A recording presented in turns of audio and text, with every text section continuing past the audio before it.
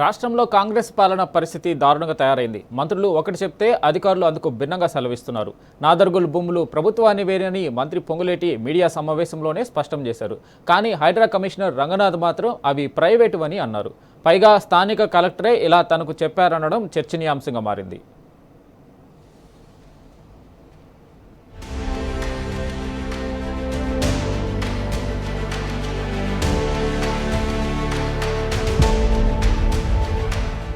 రాష్ట్రంలో సంచలనం సృష్టిస్తున్న నాగర్గుల్ భూముల వ్యవహారంలో మంత్రులు, అధికారుల విభిన్న వ్యాఖ్యలు అందరినీ విస్మయానికి గురిచేస్తున్నాయి. సాక్షాత్తు రెవెన్యూ శాఖ మంత్రి పొంగులేటి శ్రీనివాసరెడ్డి ఈ ప్రభుత్వ భూముల్ని ప్రకటించారు. కానీ ఇందుకు భిన్నంగా హైడ్రా కమిషనర్ రంగనాథ్ మాత్రం ప్రస్తుతానికి ఈ భూములు ప్రైవేటువని జిల్లా కలెక్టర్ చెప్పినట్టు తెలియజేశారు. 22A నిషేధిత జాబితాలో ఉన్న 373.22 ఎకరాలపై హైడ్రా చేసేదేమీ లేదు. లచ్చమ్మ కుంటపై మాత్రం సర్వే చేస్తామని కుండబద్దలు కొట్టారు.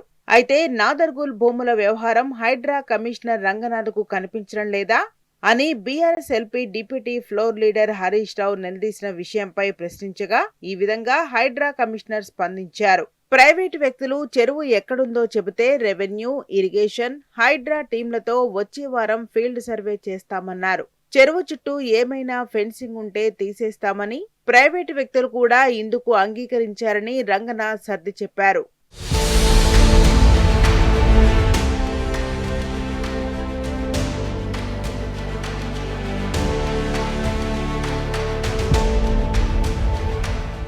హైడ్రా తీరు విచిత్రంగా తయారైంది.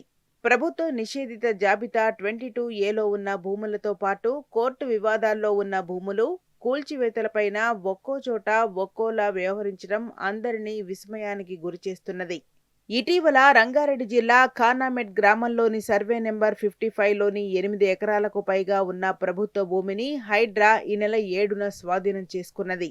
అయితే నాదర్గుల్లోని సర్వే నెంబర్ 613లో ఉన్న 373.22 ఎకరాలకు ఈ సూత్రం ఎందుకు వర్తించదని పలువురు ప్రశ్నిస్తున్నారు.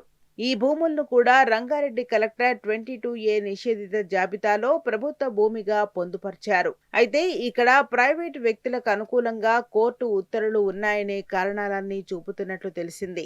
మరి ఖానామెట్లోని భూముల్లో కూడా 2016 నుంచి హైకోర్టు ఇంజెక్షన్ ఉత్తర్వులున్నాయి. కానీ అందులో హైడ్రా పార్టీగా లేదంటూ ఆ భూములను స్వాధీనం చేసుకున్నారు. ఇదే రీతిగా నాదర్గుల్ భూముల అంశంలోనూ హైడ్రా పార్టీగా లేదు. పైగా 2022లో హైకోర్టు డివిజన్ బెంచ్ సదరు ప్రైవేటు వ్యక్తులకు వ్యతిరేకంగా తీర్పిచ్చింది. ఆపై సుప్రీంకోర్టులో న్యాయ వివాదం కొనసాగుతూనే ఉంది. కానీ ఎక్కడా పై ఉత్తర్వులు లేవు. అంటే ప్రస్తుతం హైకోర్టు డివిజన్ బెంచ్ ఉత్తర్వులే అమల్లో ఉన్నాయని న్యాయ నిపుణులు స్పష్టం చేస్తున్నారు. పైగా నాదర్గుల్ భూములు నిషేధిత జాబితాలో ఉండటం, ఇవి ప్రభుత్వ భూములేనని సాక్షాత్తు రెవెన్యూ శాఖ మంత్రి ప్రకటించినా కూడా హైడ్రా కమిషనర్ ప్రైవేటు భూములని అనడంపై అందరూ విస్తుబోతున్నారు. అంతేకాకుండా కలెక్టర్ అలా చెప్పారనడం చర్చనీయాంశంగా మారింది.